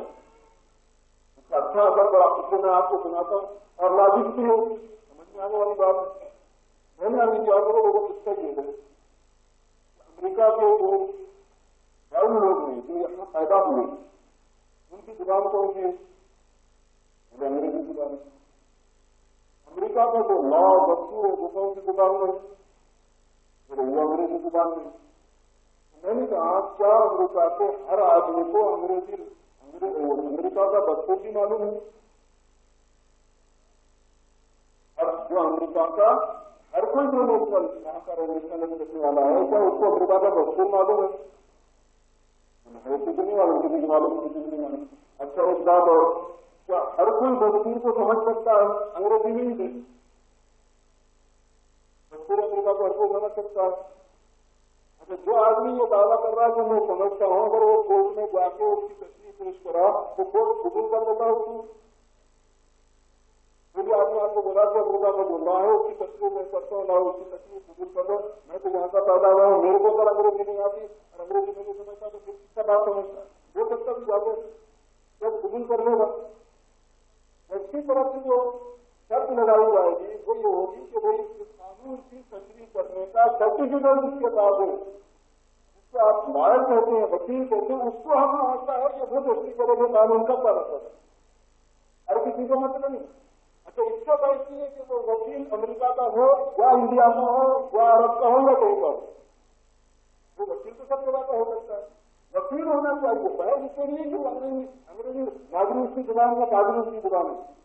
نادر منوتا کاغذ منوتا ادھر زبان ہو یا مادری زبان، اس کا بحث نہیں ہوتا۔ اگر وہ وکیل نہیں ہے تو چاہے وہ انگریز ہو چاہے وہ غیر انگریز ہو، اس کی بات قانونی تشریح کے وجہ سے قبول نہیں کی جا سکتی۔ اور اگر وہ وکیل ہے تو چاہے وہ باہر ہو چاہے نہ ہو اس کی بات قبول کی جائے گی۔ بالکل یہی صورت حال عربوں کے مطابق قرآن اور حدیث عربی میں ہے، صحیح بات، عربوں کی معلوم زبان عربی میں صحیح بات، مگر اگر انہوں نے قرآن و حدیث کی تشریح سیکھی ہے تو ان کو تشریح کا حق ہے، سمجھے؟ اور اگر تشریح نہیں سیکھی ہے تو ان کو تشریح کا حق کہاں سے پہنچتا ہے؟ جس نے سیکھی چاہے وہ عربی اس کی معلوم زبان میں ہو، انڈیا پاکستان بنگلہ دیش کا ہو، سری لنکا کا ہو، افغانستان کا ہو، کہیں کا ہو، عرب کا ہو، اس کو حق پہنچتا ہے، اور جس نے نہیں سیکھی اس کو حق نہیں پہنچتا ہے۔ اور وہاں سے اپنے ساتھی کو ماشاء اللہ سب لوگوں کو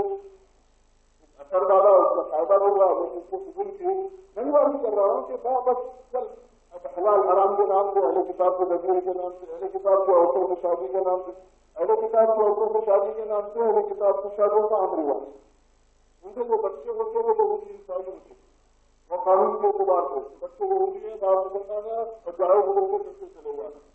اہل کتاب کو بچے حلال ہو گئے تو ہر چیز کھاتے چلے جانا، اسلام میں سختی نہیں ہوگا کہ ٹی وی کے پورے پروگرام اٹینڈ کرتے چلے جانا، اور جناب والا اسلام میں ہر جو کام ہوتے ہیں اس کو چاہیے کہ افراد کو اگر محفوظ رکھنا چاہیے تو ہر چیز کھانے کو لیے اگر گھٹنا نکلنے کی بات ہوتا ہے اس کو ہی مووی اس کی مووی بنانے کو بس ابھی اس کی آپ کر رہے ہیں، پتا نہیں چاہیے کہ مووی کریں گے کیا کریں گے، باقی ہر چیز کو بنانے والا کیا کر سکتے ہیں، ہر چیز کی مووی بنائی جا رہی ہے، تھوڑا سا پروگرام ہو گیا ہو اس کی مووی، کھانا بنا جا رہا ہو اس کی مووی، شادی ہو رہی وہ اس کی مووی چل رہا ہے، تو اللہ تو انسان اور کتاب نہیں اجنا والا یہ اسلامی کو سختی نہیں ہے، معاشرے کی کوئی پابندی نہیں ہے، بڑے بڑے خطیبوں کو آپ دیکھیں گے دوسرا صاحب کرنے کے چاو لگا لیں گے، دارو نہیں کتنی ممبر کو آگے کریں تقریریں ہو رہی ہے اجنا والا اسلام میں۔ اب تشریح جو اسلام کی جو بات ہے وہ جو ہے نا اصل سمجھانے کے واسطے اگر ہم عربی میں خطبہ دیں گے تو یہاں تو پورا انگریزی انگلش اسپیکنگ ہے، لہٰذا ہم پہلے ان کو ہم عربی کو سمجھا سکتے ہیں تو پورا خطبہ جو ہو رہا ہے خطبہ کا وہ انگریزی میں ہو رہا ہے۔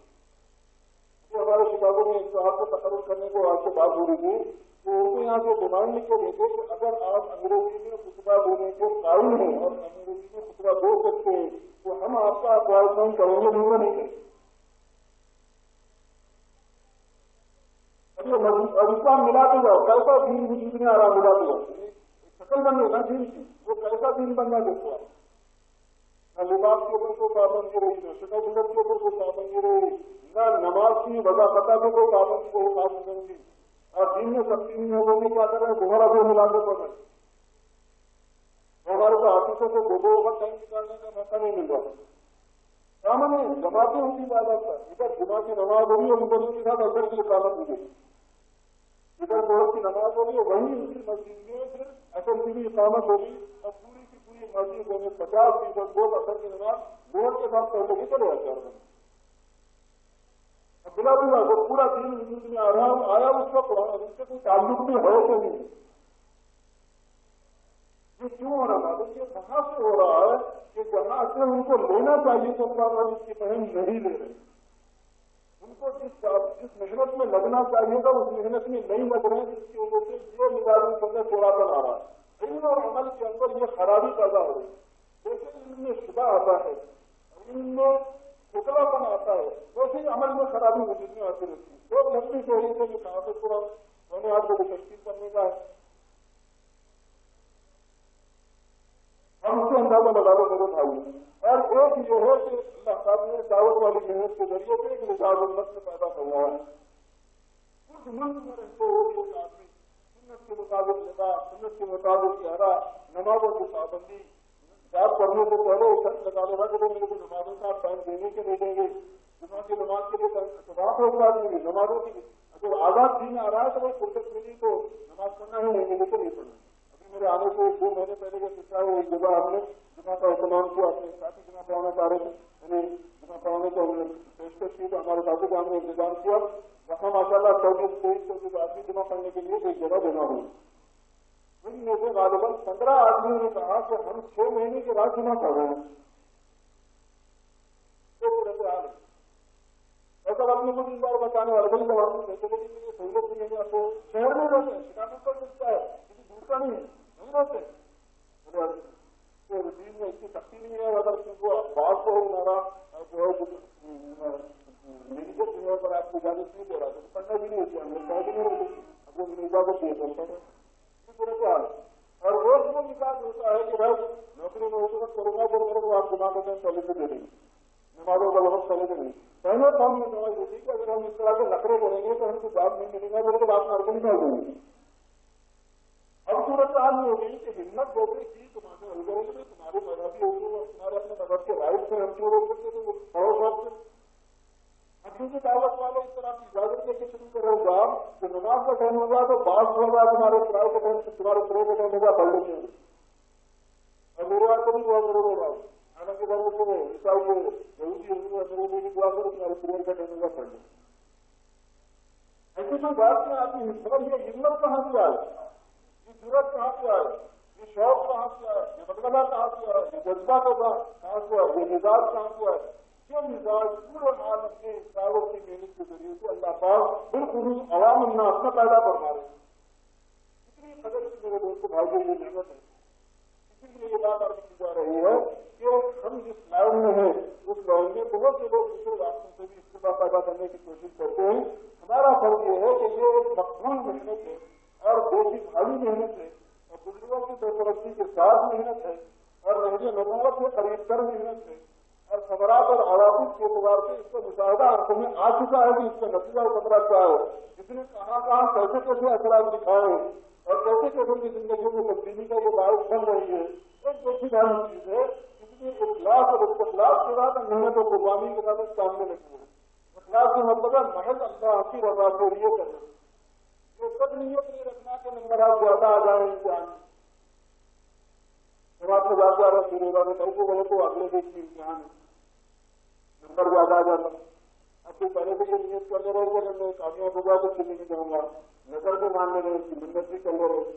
اب کامیاب ہوگا اب جاتا نہیں جاتا الگ بات ہے، میرا دن اب چل رہا ہے، ایسا نہیں، اللہ کی رضا کے لیے بنتی ہے، اللہ راضی ہو جائے، بقیہ یہ ہے کہ اللہ راضی ہوں گے تو ان کی رحمت کو توجہ ہوگی، رحمت کو توجہ ہوگی تو دنیا کے کام بھی کریں گے، جب کام کریں گے تو اس میں پاس بھی ہوں گے، اگر پاس ہونے کی نیت دعوت کا کام کرنے کے لیے نہیں کی جائے تو اللہ کی نہیں کی جائے۔ اخلاص کا مطلب یہ ہے محض اللہ کی رضا کے لیے کہ میرے اندر دین آ جائے اور ساری انسانیوں کے اندر دین آ جائے اس کے لیے محنت کرنا۔ اس اخلاص کا مطلب یہ ہوتا ہے کہ وہ سوئی سے ایک کام کو پکڑ لے کے رہنا۔ ہمارے بچوں میں ہوتا یہ ہے کہ وہ نیا ایکسپیرئنس کرنا چاہتے ہیں، تجربے کا فائدہ اٹھانا نہیں بلکہ نیا تجربہ کرو، اگر ان کو دیکھے نا کرو دوسرے چیزیں سن جائیں گے انہیں کیا دیں گے، ان کو پڑھنا ہوگا, دوسروں کو بھی پڑھنے تو کہیں کیا بول رہے ہیں. اپنے کیا کرنے کا ہوگا, وہاں کا بھی سوچ کے نہیں کر سکتے. اس میں ہوگا یہ ہے کہ تمہارا دوست ہو جاتا نکل جاتا ہے آدمی, باقی کو خود سکتا نہیں ہے, دوسروں کو والا نہیں ہے. اس میں کہتا ہے استخلاف کا مطلب ہے کہ ایک کام ہمیں سمجھ میں آ رہا ہے, اس کی برکت سے اللہ نے ہمیں دین کو جوڑا, نمازوں کا شوق پیدا ہوا, ماں باپ کی عظمت اور احترام دل میں آیا, سارے محلے میں محسوس کیا جا رہا ہے کہ یہ بچوں کو جماعت میں آ رہا جا رہا, ماشاء اللہ کی زندگی میں کافی تبدیلی آ گئی. آدمی اپنے طور پر بھی محسوس کر رہا ہے. عرب و عدم سے خبریں آ رہی ہیں, کبھی تبدیلی غیر معمولی محنت کے ذریعے سے آ رہی ہے. کیا امریکہ اور کیا پیرس اور کیا لندن اور کیا انگلینڈ اور کیا کنارا ساؤتھ افریقہ اور کیا آسٹریلیا, کیا صومالیہ, کیا رشیا اور کیا دینا انڈیا اور پاکستان اور بنگلہ دیش, پوری دنیا میں تجار ہو کہ بڑے تجار ہو, مالدار سکتا ہو کہ غریب سکتا ہو, کسی بھی لیول کے لوگوں کے اندر سب میں غیر معمولی تبدیلی آ رہی ہے کہ ان میں صلی اللہ علیہ وسلم کی سنتوں پر چلنے کا ایک شوق اور اللہ کے حکموں پر چلنے کا ایک جذبہ اور شوق یہ پیدا ہو رہا ہے اور زندگی میں تبدیلی آ رہی ہے. آپ بھی کسی ملامت کرنے والے کی ملامت کی پرواہ نہیں کر رہا, فائدہ ہو رہا ہے, لوگ فائدہ اٹھا رہے ہیں, ہم بھی فائدہ اپنا محسوس کر رہے ہیں. تو یکسوئی سے کام کو پکڑے رہو گا, اس کے خلاف اس کو بولتے ہیں کہ یکسوئی سے کسی ایک کر کے ہو کے رہ جانا, ایک کام کو پکڑ کے رہ جانا. کسی بھی کام میں یکسوئی سے ترقی ہوتی ہے, یکسوئی سے کمال پیدا ہوتا ہے. اس کو پڑھنے کے لیے بھی کو آپ پڑھ لو, جو اسٹوڈنٹ زیادہ نمبر لائیں گے وہ کون ہوں گے, وہ وہی ہوں گے کہ وہ اپنے پڑھنے میں یکسوئی ہوں. جتنا کانسنٹریشن ہوگا اتنی زیادہ آدمی کی پڑھن بھی کھلے گی, اتنی زیادہ آدمی کو یاد بھی رہے گا. جتنی یکسوئی ہوگی, کبھی اخبار پڑھ رہے ہیں, کبھی دوستوں کے ساتھ گزر رہے ہیں, کبھی پکنک کو جا رہے ہیں, کبھی میرا والا میچ دیکھ رہے ہیں, کبھی وہ کر رہے ہیں. ایسا آدمی ایگزام میں کتنے نمبر لاتا ہے, اتنا ہوا کھڑا ہوا وہ پاس ہو گیا نہیں. اتنا یکسوئی زیادہ ہوگی اتنا آدمی اچھا آدمی. جیسے دنیا پڑھنے کے دوران میں ہمارے بڑے نہیں ہوتے ہیں, پودوں میں کام کر رہے ہیں, اعلیٰ سے اعلیٰ نمبر آتا ہے, اور اس کا تعلق اس لیے یکسوئی سے اس میں لگے ہوئے ہیں. وہ کیا کم کرو, وہ دنیا کو بھی بگاڑنے والا طبقہ ہوتا ہے اور دین کو بھی بگاڑنے والا ہوتا ہے. خراب لوگ اور اچھا اگر دوست ہے تو دنیا میں جو مشکل وہ وہی ہوتا ہے اور دین میں بھی لوگوں کو وہی ہوتا ہے. اپنی وہ کالج جو تعلیم ہے اس میں آدمی بہترین مارکس لا رہا ہے اور بہتر سے بہتر محنت کر رہا ہے سوئی کے ساتھ, اور جو بھی دین کی محنت ہے اس کو اپنا رہا ہے اخلاق کے ساتھ, اور اس کے خلاف کے ساتھ. آج کے چھوٹے کل کے بڑے, آج کے اسٹوڈنٹ کل کے علاقوں کے ذمہ دار ہیں. ہمارے شکاگو کے جو امیر صاحب ہیں وہ یہاں کے اسٹوڈنٹ سے جماعتی ہوا اسٹوڈنٹ کی جماعتی جایا کرتے ہیں. ان کو کیا پتا تھا کہ زیادہ شکاگو کا امیر ہوگا, یہاں کو اسٹوڈنٹ ماشاء اللہ سامنے لگو گے, بڑے بڑے اللہ تعالیٰ کو کام ہو رہا, بڑی خدمات اور کہیں سے بھی جو لگے تو نہیں پتا کیا کہتے تھے اور کیا اللہ تعالیٰ نے دونوں میں رکھا ہے. وہ اپنی قابلیتوں کے ساتھ اللہ کے غیبی نظام کے تحت, اللہ کا ایک تقریری نظام ہے, مٹیریل بنانا اس کی دنیا میں پیدا نہیں. اس لیے پرانے کام کرنے والے اپنے حیدرآباد میں گھر پر ہے. آپ یہ سمجھ رہے کہ خالی ہوتی نہیں ہے, وہاں جاتے ہوئے کیسے کام ہو. تعالیٰ نے اپنے غیبی نظام کے بڑے بڑے ڈاکٹروں کو پرانے کام کرنے والے تھے, بڑے بڑے انجینئروں کو پرانے کام کرنے والے تھے, بڑے بڑے کاغذوں کو پرانے کام کرنے والے تھے. کسی کو امریکہ میں چھوڑ گا, کسی کو ریاض میں چھوڑا, کسی کو جدے میں, کسی کو کسی میں اظہار ہوگا, اور وہاں جا کے دیکھیے ہر کوئی ذمہ دار ہے کام کا. سب پتا چلا کہ وہاں کام کرنے کے لیے ڈالے گئے, جو مال بنانے کا وہ تو بن رہا ہے اور کام بھی ہو رہا ہے. آپ کے ساتھ پتا نہیں چل گیا کہ کیا معاملہ ہونے والا ہے. اب پہلا سامنے آپ کو کتنے بڑے کام اور کس طرح کے کام کو دینے والے ہیں. اس لیے میرے دوست بھائیوں ہزار کا جواب دو اور ہمت اور حوصلے سے اللہ کے ساتھ رکھنے کا حاصل کرو, اور ہمت اور حوصلے سے اپنے اپنے نام بتاؤ, بلکہ سبھی اپنے نام بتاؤ کہ ہم دین کی محنت کے لیے ان شاء اللہ تعالیٰ فارغ ہوں گے, اور وہ ترتیب ہمارے بڑے ہمارے سامنے رکھ رہے ہیں ان کو ہم قبول کریں گے. تو تیار ہے ان شاء اللہ اس کے لیے.